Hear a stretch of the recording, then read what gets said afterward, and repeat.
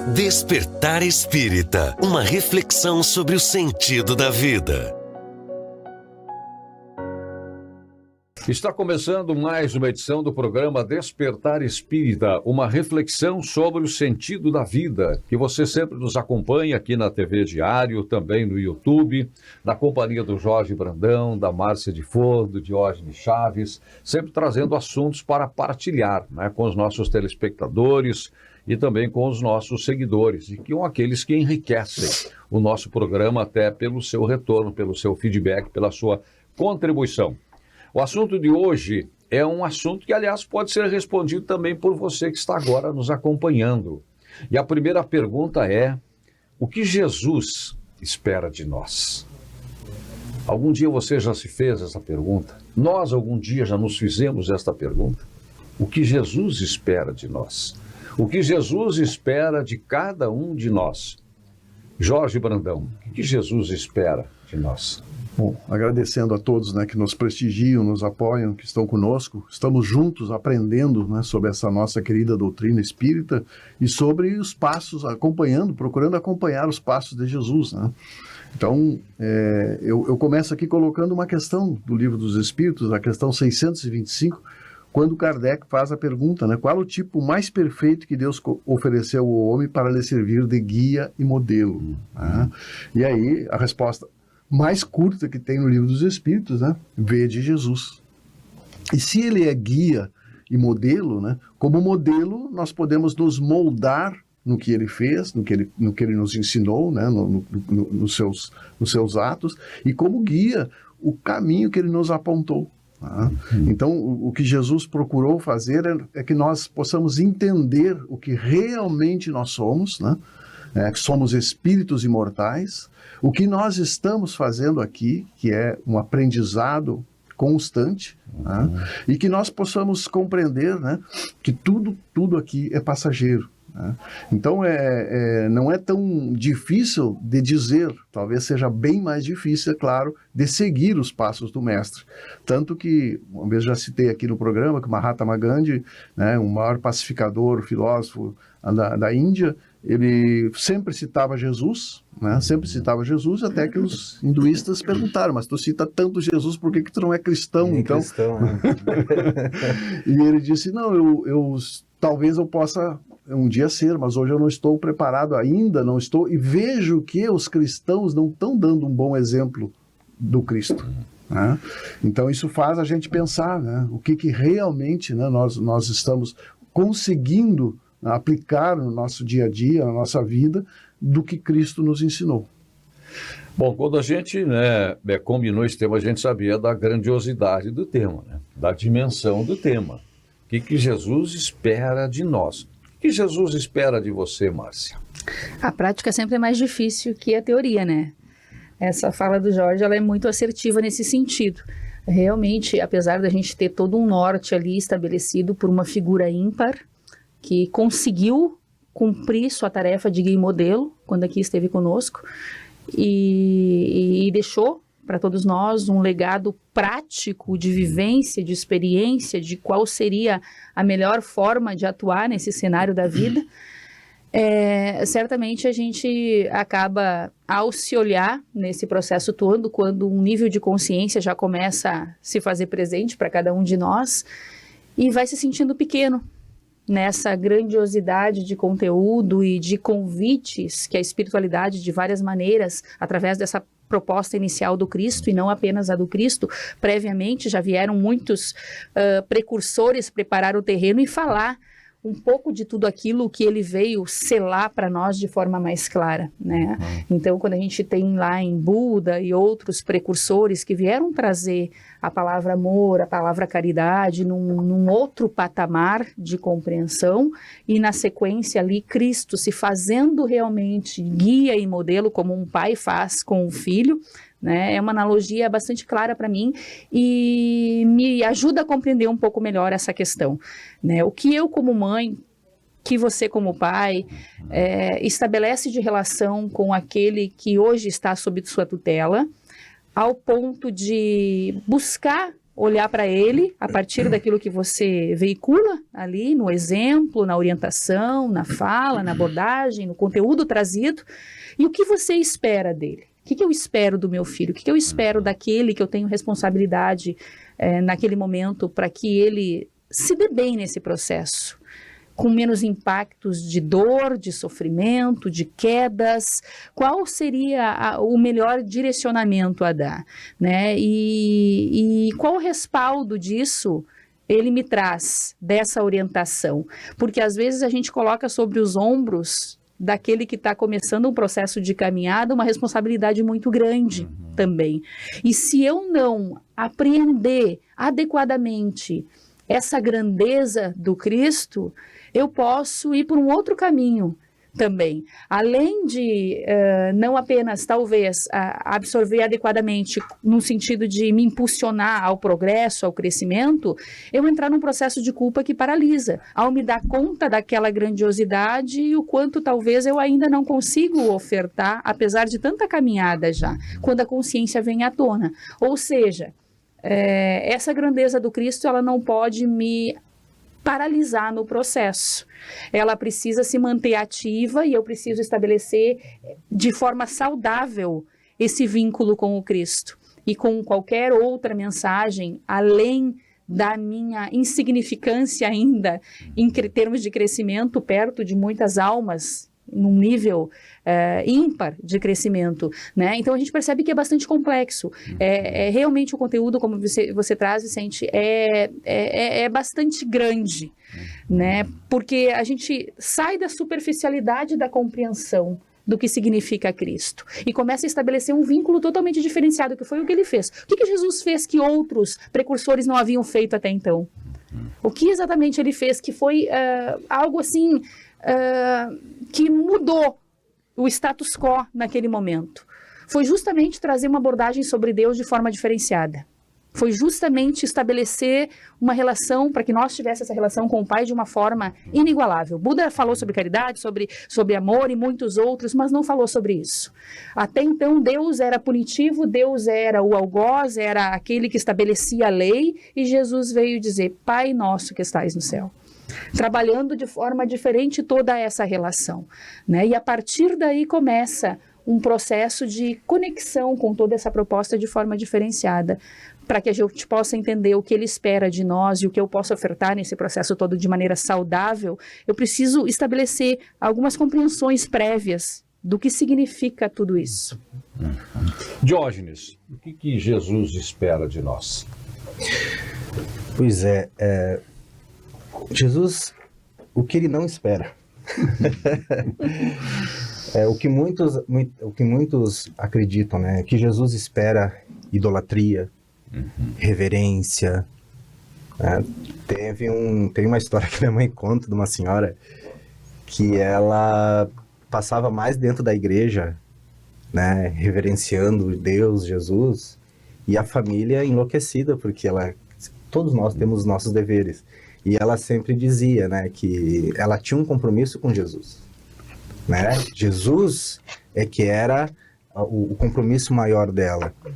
E então ela ia lá referenciar, idolatrar, orar e ficava só nesse processo, né? Então Jesus não quer alguém que fique o idolatrando. Jesus não é vaidoso. E nem necessita disso. E nem necessita disso.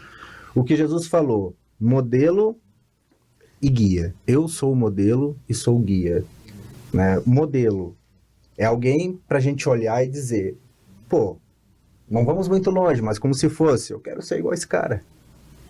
O que ele faz, eu quero fazer. Eu acredito que a postura dele, a moral dele, o exemplo dele é o que eu quero seguir. Por exemplo, quando a gente se orgulha do pai que tem, da mãe que tem, do chefe que tem, que a gente olha e se espelha e se... Ele é um modelo de ser humano para mim. Eu gostaria de chegar e atingir, de chegar onde ele está. E guia é quando ele diz: então eu vou te mostrar como que tu chega lá. Vou te apontar o caminho. Tu quer ser igual a mim? Então eu vou te dizer. Tá aqui. Aqui é o livro dos Espíritos. O Evangelho tá aqui. Então ele traz o Evangelho, os ensinamentos, né? Um roteiro para a gente seguir. Este é o caminho. E o que que Jesus mais profundamente estava dizendo? O que que ele quer da gente? Ele quer que a gente o tenha como uma referência maior. Porque Jesus sabia que o ser humano, quando perde as suas referências, ele se perde. Não fazendo nenhuma... Né? Quando ele não tem uma referência, ele fica perdido. É aquele ser que está na selva, apavorado, sem qualquer norte, sem qualquer direção. E é o que a gente está vivendo hoje, o vazio. Aquele ser que não tem referência, ele cai num imenso vazio. Então Jesus só estava dizendo, por favor, me tenha como referência maior de amor, né? de caridade, de simplicidade, de humildade. É claro que a gente não tem essa pretensão de dizer, amanhã eu já quero ser igual a ele, mas não perca essa referência, não perca esse norte, né? Porque é este o caminho que tu deve seguir. Então, quando o ser humano começa a se afastar, como a Márcia falou, quando a gente começa a se afastar dessa referência, as coisas começam a ficar um pouco mais complicadas. É como o filho que você perde no shopping. E olha para os lados, não encontra o pai, não encontra a mãe. O que essa criança vai sentir? Desespero, angústia, medo, ansiedade, desequilíbrio, porque perdeu a mão da mãe, perdeu a referência ali naquele momento. Então é isso que Jesus, acredito que ele, como base, ele nos pede, não me perca como referência. Interessante esse exemplo do Diógenes, né? Porque eu tenho 5 filhas, né? E eu uma vez perdi uma filha na praia, a multidão e a filha... O desespero não foi dela. O desespero dela eu não sei, mas o meu desespero era muito grande. E eu acho assim que Jesus fica quando nos perde. Exatamente. Né? Os dois ficam se perdidos. Sim. Pois a médium, escritora, estudiosa, Isabel Salomão de Campos, diz que nosso compromisso é seguir os passos de Jesus. Seguir os passos de Jesus. Mas como seguir os passos de Jesus? E o Haroldo, a Dutra Dias, diz que Jesus deixou tudo muito bem explicado. Nós que temos até hoje dificuldade, às vezes, de entender, de interpretar, e de verdadeiramente seguir. Nós é que complicamos. Nós é que complicamos. Né? E ele disse de forma muito simples na linguagem para aquele tempo e para a linguagem de hoje, quando diz eu sou o caminho. Eu sou o caminho. Né? Mas que caminho? O caminho da luz, o caminho da revelação, o caminho da verdade. Eu sou o caminho, eu sou a verdade. E tantas verdades que Jesus ensinou, quando disse que meu reino não é deste mundo, ele estabelece isso que eu considero um dos grandes diferenciais da doutrina espírita. Esse link permanente que o espiritismo faz entre a vida material e a vida espiritual. Nós não nos dedicamos apenas ao nosso crescimento material, que é válido. Nós também somos desafiados para isso se nós temos dons. Nós temos talentos, nós temos que usar os nossos talentos. Ou vamos enterrar os nossos talentos? Vamos usar e vamos progredir no mundo material. Mas sempre nos dá a perspectiva, a visão, como já foi dito, o Jorge falou, nós estamos aqui de passagem. Esta é a grande verdade também que Jesus nos diz. Diante de Pilatos, meu reino não é deste mundo. Então, se nós não somos daqui, nós estamos aqui de passagem. E esta é a verdade. Eu sou o caminho, a verdade. A verdade é que nós somos espíritos. Nós somos no mundo espiritual num processo de aprendizagem no mundo material. E a vida quando ele nos dá exatamente garantias da imortalidade.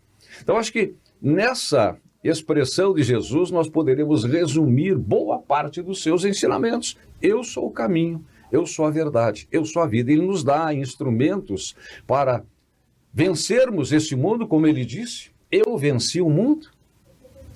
Na véspera da sua crucificação, ele diz para os seus apóstolos, eu venci o mundo. Mas como é que alguém vence o mundo se sabia que ia ser, no outro dia, crucificado? É ter a compreensão do que é o mundo. Do que é vencer. O que é vencer o mundo, né? Vencer o mundo. Mais importante que vencer no mundo. Muito mais importante do que vencer no mundo. Vencer os nossos desafios, os nossos medos, a nossa ignorância, a nossa incredulidade. Isso, né? São caminhos apontados por Jesus.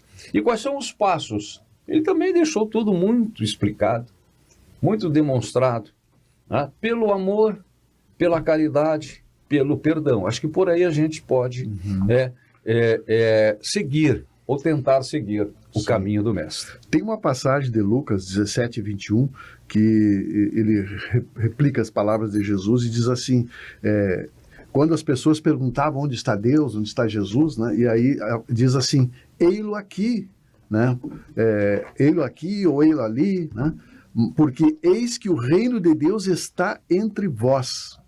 Ou seja, é na nossa convivência, é na nossa prática, né, amorosa, compreensiva que nós podemos encontrar. E tem uma outra passagem que eu gostaria de passar para vocês, para nossa reflexão e de todos que estão conosco. Tem uma passagem do ano de 1600, do padre Antônio Vieira, que ele faz um questionamento, que ele disse assim, antes, que foi no tempo de Jesus, tão poucos converteram a tantos. E por que hoje tantos convertem tão poucos?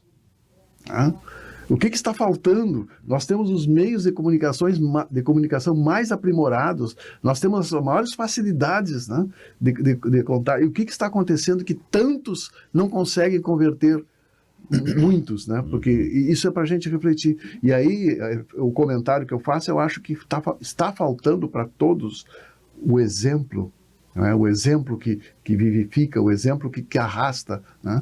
Então nós precisamos pensar sobre isso, sobre todas as possibilidades que nós temos no nosso dia a dia de ajudar o próximo, né? Então para a gente refletir isso, né? Por que se usa tão pouco as nossas possibilidades para nos auxiliar e auxiliar o outro, né? Sem dúvida.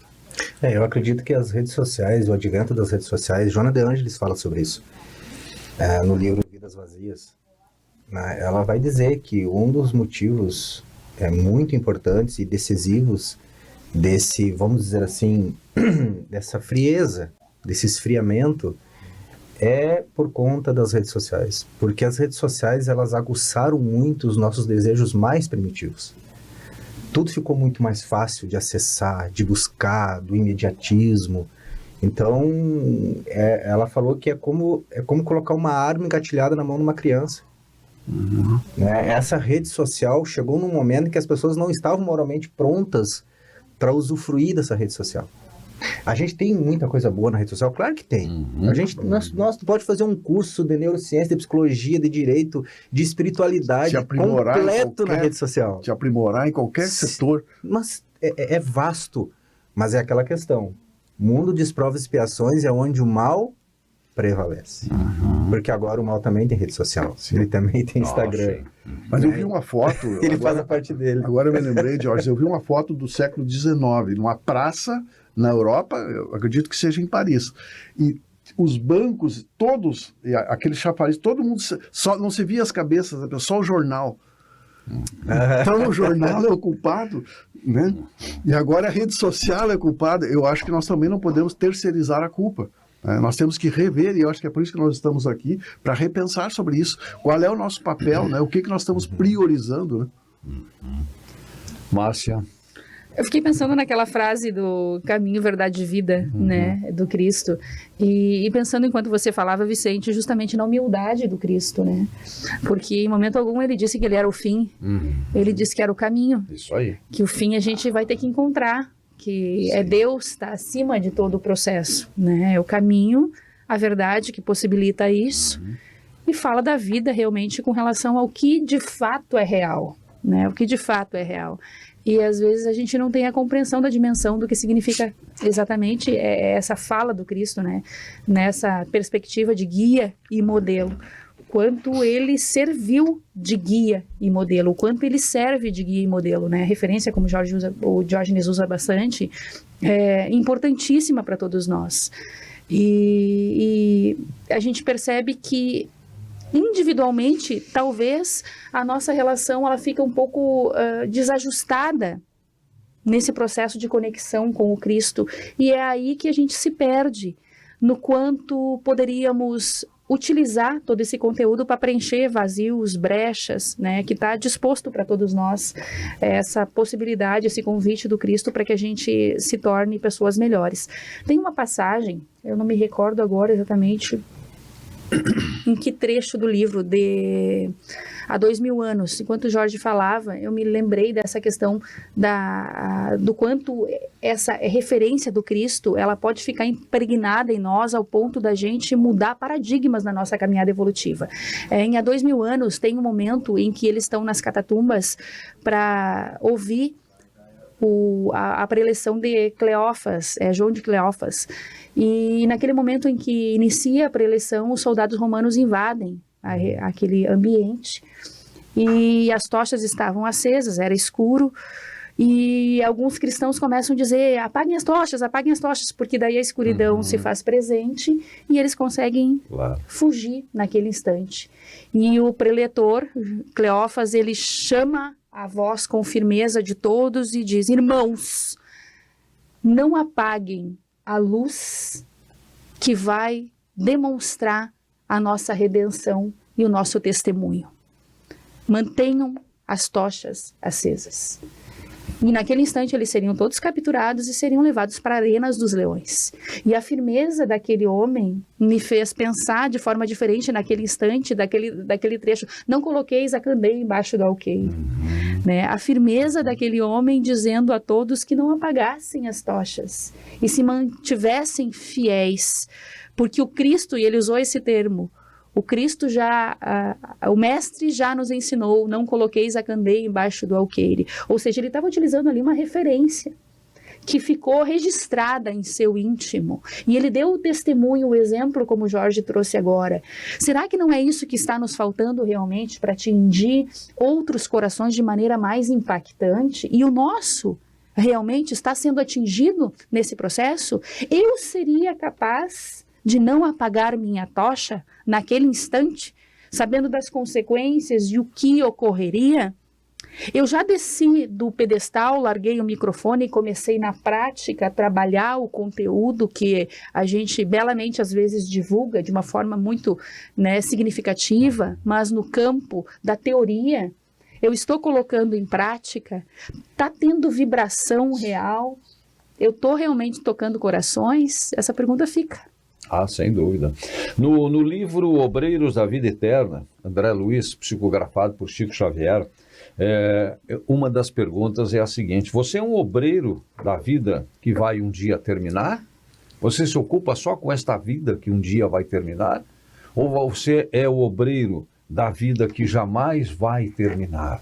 Você está usando esta vida, aquela questão da passagem, nós estamos de passagem, estamos usando essa nossa passagem nesse plano agora, nós estamos aproveitando as oportunidades do aprendizado e melhorarmos para a vida que nunca vai terminar, ou vamos trabalhar incessantemente só pensando no dia seguinte desta vida, né? Que é claro, nos dá resultados, nos dá respostas, mas não nos dá o alcance daquilo que nos oferece a vida eterna. Né?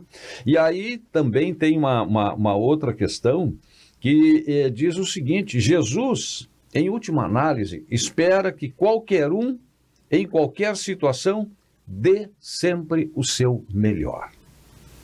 Jesus espera que qualquer um, em qualquer situação, dê sempre o seu melhor. E aí Haroldo até diz numa palestra: faça o melhor café.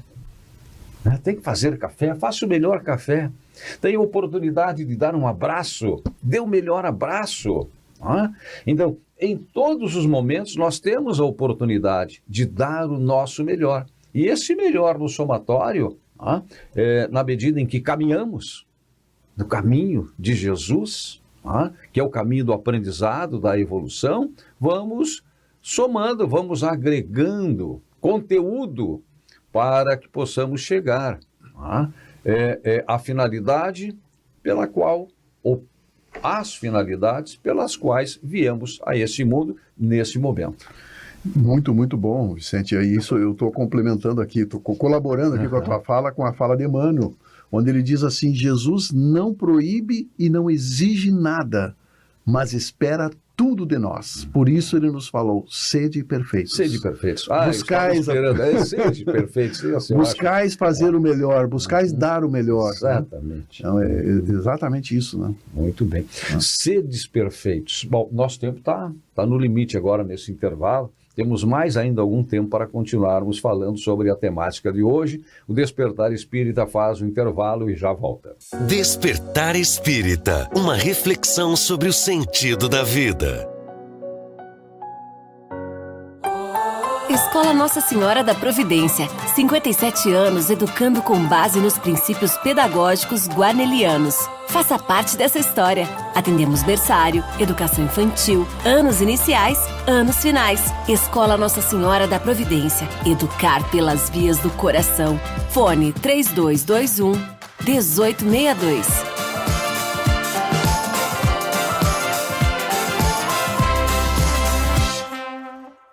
Pra você que quer viver em paz, família sorrindo, amigos contigo, isso é Causo Mais. Na Causo Mais, nós sabemos que a consulta com um médico especialista não pode esperar, que o plantão 24 horas adulto e pediátrico é fundamental, que os descontos em exames, atendimento odontológico, além de todos os benefícios que nosso cartão oferece, garantem saúde e tranquilidade pra você e sua família em todos os momentos. É Causo Mais.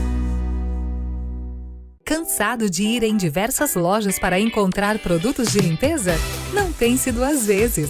Na Mecal Química você encontra tudo o que precisa em acessórios, equipamentos e uma enorme variedade de produtos de limpeza em geral. E o melhor, tudo com preço de fábrica e garantia de qualidade nos produtos de marca própria. Somos uma empresa certificada com selo ISO 9001. Entre em contato pelo WhatsApp ou venha conferir todas as nossas opções em solução de limpeza, diretamente na loja.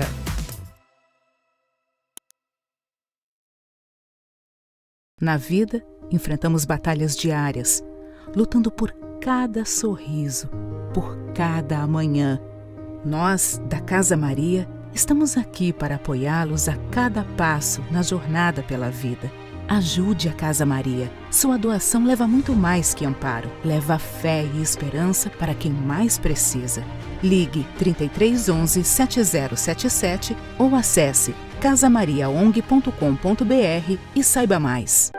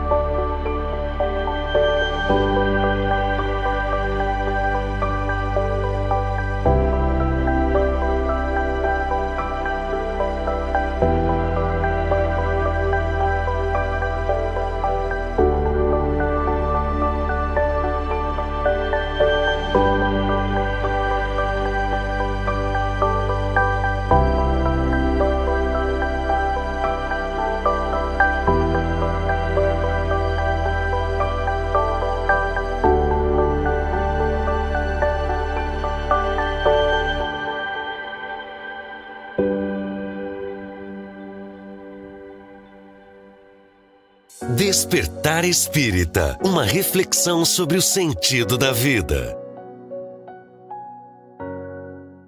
Estamos de volta com o Despertar Espírita, uma reflexão sobre o sentido da vida. Aqui na TV Diário, também no YouTube, na companhia do Jorge Brandão, da Márcia de Fô, do Diógenes Chaves, com a sua companhia, claro.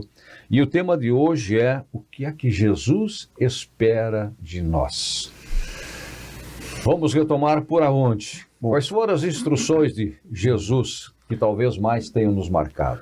Uma das instruções de Jesus que está em João, né, 2:10, no Apocalipse, ele nos diz assim: não tenhas medo do que irás sofrer. Não tenhas medo. Né? Ele nos pede que a gente compreenda a nossa verdadeira essência, né? Compreenda que nós somos espíritos imortais e que aqui estamos numa caminhada educativa. Né? Então, essa é uma compreensão importante que ele nos pede, né? Como disse o Diógenes, não adianta nós procurar Jesus pregado numa parede, lá na cruz, ou em templos de pedra. Jesus está entre nós. Né? Ele está naquele que precisa de uma palavra amiga, aquele que precisa de uma escuta, aquele que precisa de um conforto, de um abraço, de um sorriso. Né? Ele está entre nós. É verdade. Quando a gente fala das bem-aventuranças, eu acredito que ali vem um resumo muito grande a carta mais importante do que Jesus espera de nós. É verdade. Porque quando ele fala, bem-aventurados os pobres de espírito, o que ele está esperando de nós aqui?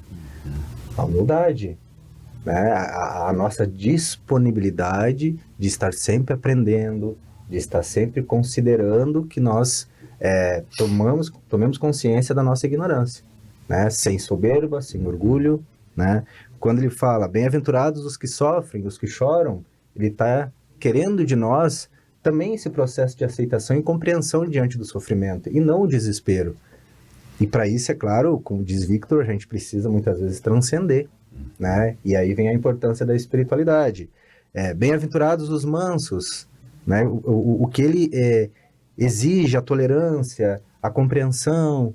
E se a gente for ler todas as bem-aventuranças, a gente vai ver ali realmente um resumo moral do que Jesus exige da gente. E enquanto vocês estavam falando, eu estava lembrando que esse é o, vamos dizer assim, o que a gente espera de um processo psicoterapêutico. Nós todos estamos em psicoterapia, na verdade. Né? Quando a gente reencarna, a gente vem para uma nova proposta. Certo. E a todo momento a gente está nessa busca por nós mesmos. A psicoterapia, na verdade, é uma busca pela gente mesmo. O terapeuta é um facilitador, né? Então, quando a pessoa ela busca a psicoterapia, no mínimo o que ela tem que ter? Primeiro, aceitar que ela tem algo para resolver. Enquanto eu não aceito que eu tenho um problema, uma questão, algo em mim que não está legal, eu posso desistir facilmente ou posso me revoltar, mas primeiro eu preciso aceitar que eu preciso de ajuda. Então esse é o primeiro passo, né? O segundo passo é o comprometimento. Se o paciente não tem comprometimento, ele vai desistir logo ali, ele vai desanimar logo ali. Então a psicologia fala muito dessa questão da aceitação e do comprometimento para que a gente consiga se autoconhecer e mudar alguma coisa em nós, melhorar o nosso comportamento. Sim. Então, nessa caminhada evolutiva nossa, Jesus também, né, espera que a gente tenha esse processo de aceitação, porque toda vez que a gente resiste, a gente aumenta o sofrimento, a gente duplica, torna a caminhada mais difícil, mas que a gente tenha também muito comprometimento com essa caminhada. Isso que tu falou, Jorge, eu gostaria só de lembrar, os Alcoólicos Anônimos, que são uma entidade das mais antigas do Brasil, que ajudam tantas pessoas dependentes que são dependentes de álcool, ela tem o slogan dela é o seguinte: se você quer melhorar, nós vamos te ajudar. Começa com se você quer. Né? Não tem outro jeito, né? Tem que querer, né, para então buscar ajuda. Né? A vontade é algo que tu não consegue colocar no outro, né? Tem que partir dele. Nós mudarmos a nós mesmos já não é fácil, imagina mudar o outro. Pergunta básica de Jesus, né? Para todos que buscavam a cura. O que queres que eu faça? E sobre as bem-aventuranças, eu vou ler uma frase do Herculano Pires aqui, que realmente nós não poderíamos deixar de citar as bem-aventuranças aqui, porque essa é a carta que Jesus deixou assim, bom, se vocês querem um roteiro, o roteiro está aqui. Como ser. Tanto que Mahatma Gandhi falou, né, que se perdesse todas as escritas da humanidade, se salvasse o Sermão da Montanha, nada estaria perdido. Né? E Herculano Pires faz o resumo e diz assim: as bem-aventuranças são uma ferramenta poderosa para a transformação interior e a evolução espiritual, oferecendo um guia para a felicidade e a integração com Deus. Veja só. O Sermão da Montanha ele tem uma conexão direta com o Livro dos Espíritos, né? Exatamente. Nas divisões do Livro dos Espíritos. Não é à toa que Gandhi fez a referência sobre a grandeza dessa obra, conectando a Jesus. E não é à toa que depois o Livro dos Espíritos veio ser trabalhado como uma revelação também, né? A terceira revelação, trazendo o pano de fundo desse conteúdo todo inicial lá, né? Fantástico. Isso que o Diógenes falou sobre a compreensão né? Eu fiquei pensando sobre um processo aqui com o jovem, né? Todo aquele momento de turbulência na adolescência, a dificuldade ainda de chegar nesse nível, né? De apreender o comprometimento do jovem até começar uma mudança de caminhada ali, assimilando tudo aquilo que vem de maneira mais madura, para uma mudança comportamental prática, que é isso que a gente espera, né? Que ele possa conseguir estar bem, lúcido, equilibrado e direcionado para aquilo que é o mais adequado, saudável para a sua vida. E aí, no início, eu estava fazendo uma vinculação com isso que o Diógenes trouxe da terapia, né? O quanto é necessário realmente esse comprometimento. E quanto é difícil, às vezes, quando a gente está caminhando, né, nesse processo todo, e aí podemos nós analisar toda a nossa juventude, né, não somos as mesmas pessoas daquele momento. Lá instáveis, Graças a Deus. Em vários níveis, num processo de turbulência total. Então, hoje, para nós é fácil, já numa outra postura, por conta da vivência e da experiência, falar a respeito, passar uma orientação, porque já estamos mais amadurecidos, né? Mas para chegar nesse nível, a gente percebe que houve uma caminhada necessária.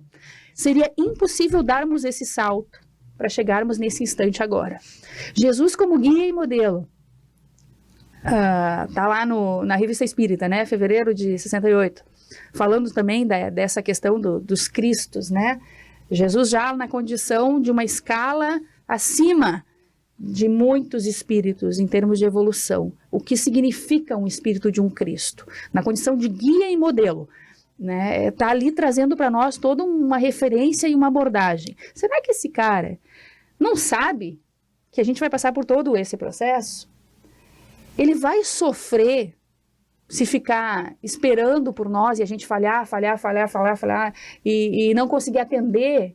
Será que Jesus tem essas expectativas, né, ao ponto de se debulhar em lágrimas e sofrimento por conta da gente ter dado inúmeros tropeços ali ao longo das encarnações, uma queda e outra, e vamos há milênios? Às vezes temos informações espirituais que o próprio mestre adentra regiões do submundo para pegar o filho no colo, pela necessidade de recomeço daquela alma. Então, a gente está falando realmente de um ser ali que, de certa maneira, tem uma expectativa de maneira mais abrangente, a gente poderia assim dizer, mas que traz um conteúdo grandioso e não vai se perder por conta dos nossos equívocos ali em seu equilíbrio, que está num nível de equilíbrio acima do nosso. Não é como, por exemplo, o pai desesperado na praia, exatamente. Jesus teria uma compreensão um pouco mais elaborada. Vai dar tudo certo, confiemos. Porque se é para esse ser se perder agora e algo acontecer, está na linha divina. Ele está com Deus. Né? Então, teria uma outra estabilidade. A gente já... né, impossível narrar o que você deve ter sentido naquele instante. Mas Jesus tem essa compreensão.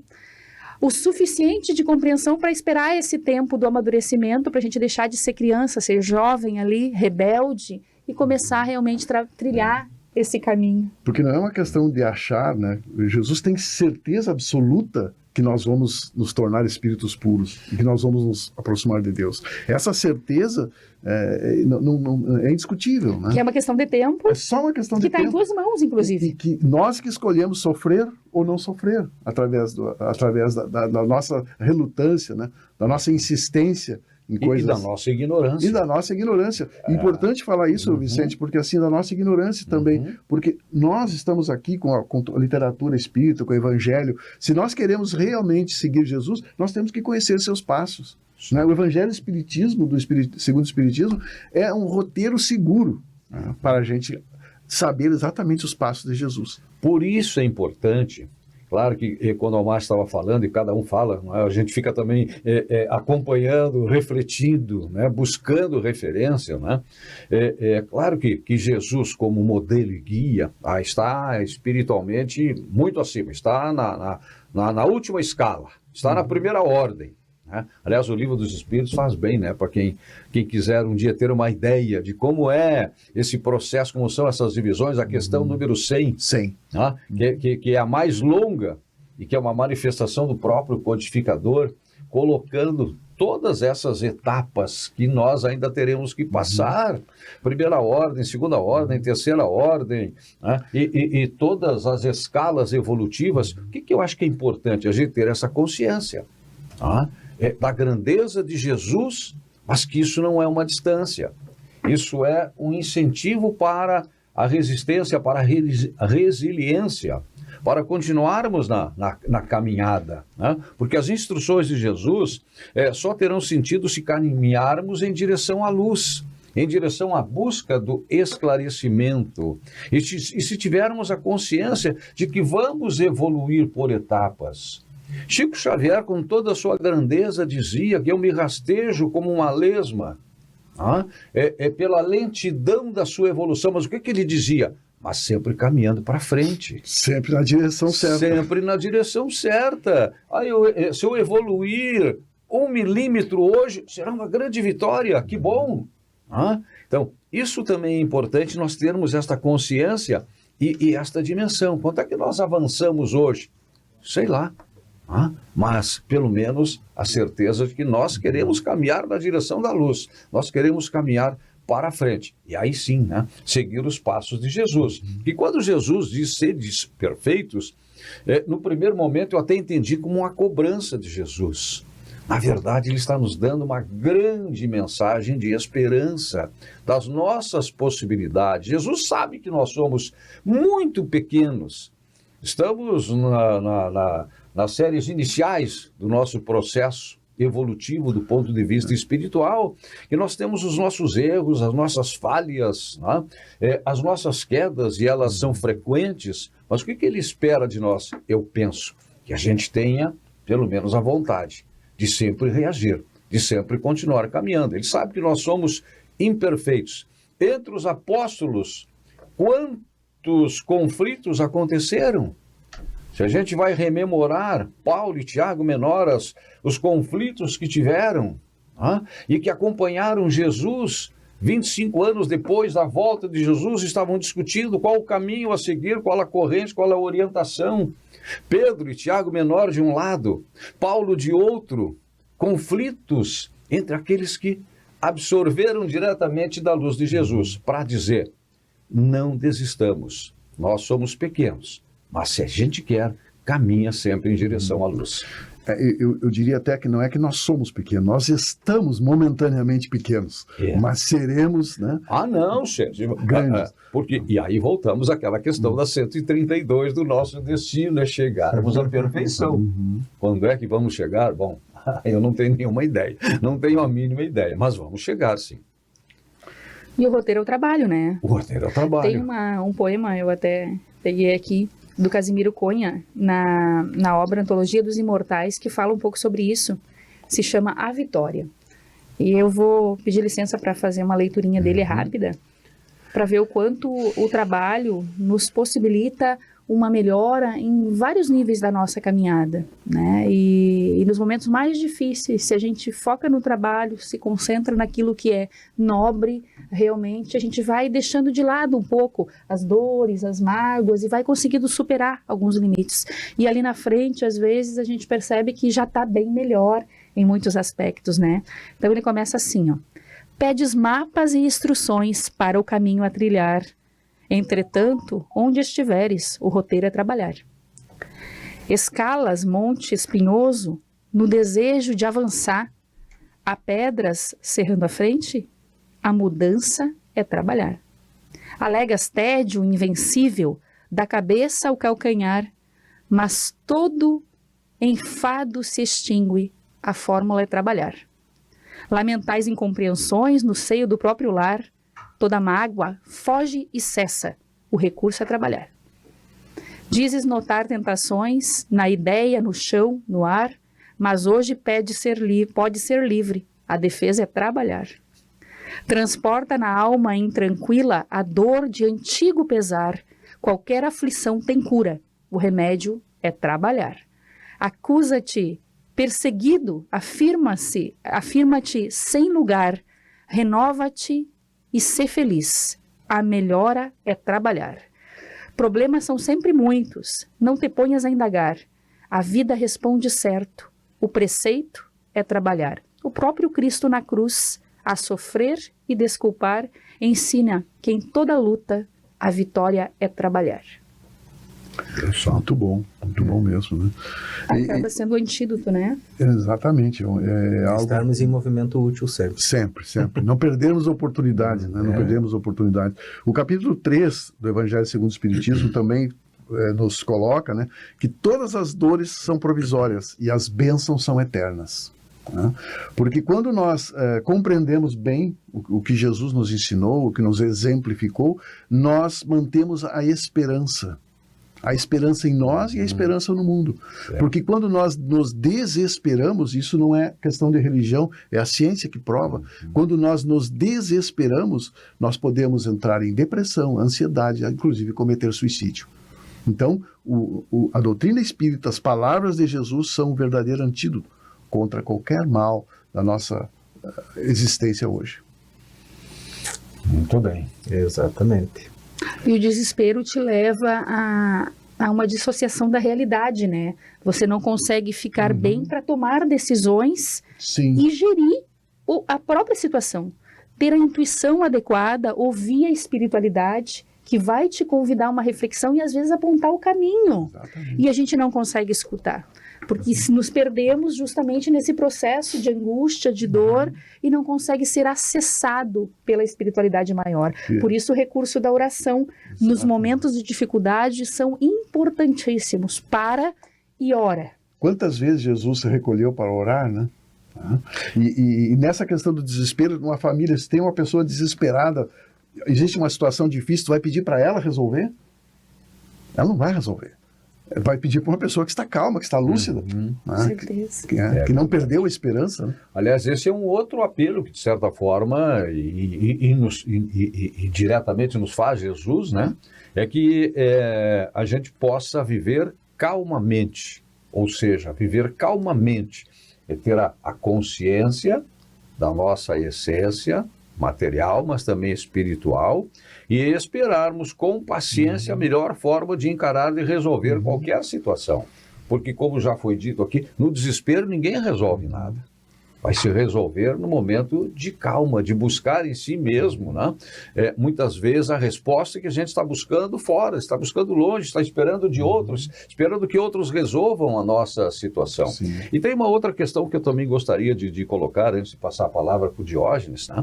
Que é a questão, a gente falou aqui, sobre amor, sobre perdão, né? Sobre a questão da reconciliação. Nós vivemos num mundo hoje muito judiado, muito machucado, muito ferido. As nossas relações vem sofrendo muito pela divergência, às vezes de uma opinião que acaba afastando pessoas que tiveram todo um caminhar para trás. Muito polarizado, né? Hoje está tudo muito polarizado. E vejam que Jesus, claro, só poderia ser profético como foi, porque ele tinha um conhecimento do antes, do durante e do depois. Às vezes me perguntam, Jesus vai voltar? Eu digo, mas Jesus nunca foi. Jesus continua aqui, está aqui entre nós agora, nesse momento está aqui. Agora em que nós estamos apresentando esse programa, que Jesus está presente, né? Então, Jesus já alertava para a importância da reconciliação, se estiveres na frente do altar, diante do altar, e te lembrares de um problema que ainda não foi resolvido com o teu próximo, com o teu irmão, sai, vai lá, reconcilia-te e volta. A importância da reconciliação. Precisamos de pessoas que construam pontes nesse mundo de tantos muros, de tantas cercas, de tantas divisões. Tem um filósofo que ele foi cristão.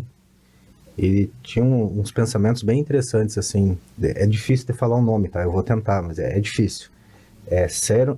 Soren Kierkegaard. Kierkegaard, é um nome difícil de falar. Ele dizia que o desespero é uma orfandade existencial.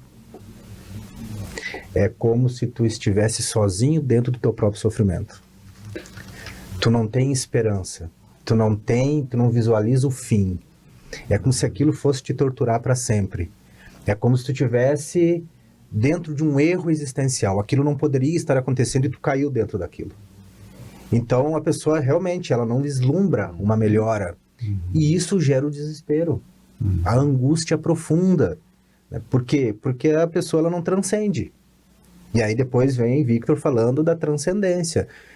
Ele vai falar do sentido, ele fala de 2 tipos de sentido. O sentido propriamente dito, que é quando, por exemplo, qual é o sentido da minha vida? É cuidar dos meus filhos. Ou seja, eu vivo por eles. Eu tenho alguém para amar, para cuidar, isso faz sentido para mim. Tá, mas e se eu perco meus filhos? Perdi o sentido da minha vida? Aí ele vai dizer que existe o suprasentido, é o sentido que transcende. É aquilo que vai contextualizar aquela perda e me dar uma resposta para aquilo. E a gente não consegue buscar esse sentido se a gente não transcender, se a gente não buscar a espiritualidade e não sair dessa redoma material. Então é bem nesse sentido, o sofrimento para esse pensador é a sua orfandade existencial. Eu estou sozinho. Pois é, e Jesus nos falou, né? A cada dia basta o seu mal. Eu acho que nós podemos até fazer um programa sobre isso, né? Porque realmente, por que nós vamos tentar antecipar, né? Ou tentar controlar o que não podemos controlar? Não podemos controlar. Né? Porque na questão do suicídio, há uma questão que surge sempre que a gente está falando sobre isso. Será que quem se suicida é corajoso ou é covarde? E a resposta é clara, nem corajoso nem covarde, é um ser desesperado, que não consegue enxergar mais nada além daquele autoextermínio como solução equivocada. Né? Então. Ele quer matar a dor, né? Quer matar a dor. Estamos chegando no limite do nosso tempo. Eu sei que cada um tem muita coisa ainda para dizer que não foi dita. Os que estão nos acompanhando agora, eu tenho certeza que estão lá, né, com as suas opiniões, concordando com algumas das coisas que a gente diz aqui, discordando de outras, acrescentando, e eu acho que essa é a grandeza também do programa, levantar questões, despertar, né? Despertar a reação daqueles que nos acompanham. Algo mais? Bom, eu só trago aqui uma estrofe do verso de Alta de Souza, né? E foi uma poetisa que escreveu um livro que foi prefaciado por Olavo Bilac, e ela realmente foi uma pessoa que desencarnou muito jovem. Ela diz assim, onde encontrar Jesus? Né? Onde encontrar Jesus? Onde possa servir. Eis o lugar no mundo onde Jesus te espera, com trabalho fecundo, para você exaltar através do amor e procurar fazer a redenção da terra. Então está realmente nas nossas mãos, né? E todos nós podemos fazer a diferença. Sem dúvida. Com trabalho, responsabilidade, né? Buscando realmente essa sintonia com o Pai. Eu fico pensando o que Jesus teria dito hoje se viesse novamente na tua fala, Vicente, que já não disse. E que talvez a gente não tenha compreendido ainda muitas das suas mensagens, com certeza não compreendemos, né? Então, vemos que o Evangelho não fala do que Jesus precisava, ele fala do que nós precisamos. O deserto do Cristo é um exemplo para nós, como viver, como se situar no deserto. Os dramas que ele passou e viveu é como exemplo para nós termos essa referência realmente e podermos seguir o exemplo. E o que Jesus fez? Trazendo a fala inicial do Diógenes ali, no exemplo da senhora que ia para a instituição para encontrar Jesus.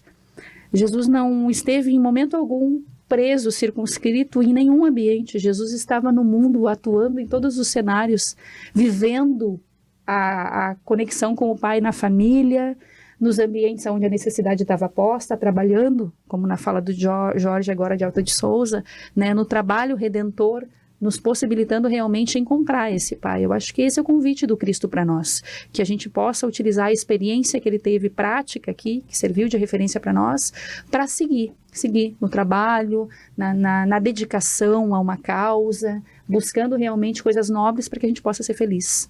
E no momento da tempestade? Que Jesus abrandou os ventos, a tempestade, a chuva, e os apóstolos apavorados, desesperados, enquanto Jesus calmamente dormia e acorda e acalma tudo. O que ele diz para os seus apóstolos? Por isso que eu tenho repetido, tudo em Jesus é lição. Se a gente pegar qualquer fragmento, qualquer instante de Jesus, tudo é lição. Homens de pouca fé. Diante da tempestade, calma. Fé, não percam nunca a fé e a consciência da grande caminhada que nos espera pela frente. Diógenes, para encerrar. Na tormenta, a tormenta ela é um convite para dentro, né? Porque é melhor ficar dentro de casa, protegido, que sair correndo na rua, né? Também. Vai se machucar mais. É verdade. Nos fortalecer no nosso mundo interior. Claro. Interior. Mas com refúgio a aqui. nossa fé, sem dúvida. Muito bem. E aí, você que nos acompanhou, está refletindo? Vai continuar? Nós continuaremos refletindo, com certeza. O que Jesus espera de nós? O que Jesus espera de cada um de nós? Estamos encerrando mais esta edição do Despertar Espírita, uma reflexão sobre o sentido da vida. O programa termina hoje aqui, mas a vida continua. Nesta e em outras dimensões. Até o nosso próximo encontro. Despertar Espírita, uma reflexão sobre o sentido da vida.